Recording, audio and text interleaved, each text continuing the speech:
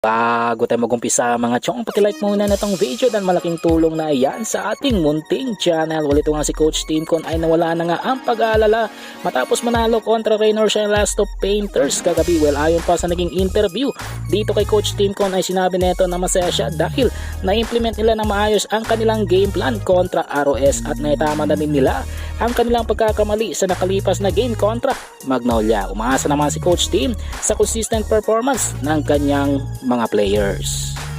Ibang balita, punta naman tayo kay Jeremiah Gray na present kagabi sa laban kontra Raynor Shine and Last of Painters. Well, ayon pa sa report, nung pumasok itong si Jeremiah Gray sa Smart Araneta Coliseum ay nakipagkamayan agad ito sa kanyang mga ka-teammates at nag-picture taking din sa mga fans, kaya naman halata na maganda ang nagiging recovery ng nasabing Phil-Am player sa kanyang ACL injury. So hopefully makakabalik na ito si Jeremiah Gray sa Gin Kings with the same level of performance. Well, panguli sa ating balita mga chong, patungkol naman sa vocal coach ng Raynor Shine Last of Painters na si Coach Yeng Giao na desperado na dahil sa 4 na magkasunod na talo. Well, ayon pa sa report, kinukonsidera ngayon ni Coach Yeng Giao na palitan na talaga ang kanilang import na si Dajuan Swammers dahil sa inconsistent na performance nito, especially sa laban kontra Barangay Nebra kagabi. Pero para naman sa mga insiders, lalong lumulubog itong ROS at baka hindi na ito makaahon pa. Well mga chong, nandito na lang ang ating balitang PBA at syempre huwag kalimutan mag-subscribe at ilike itong video bilang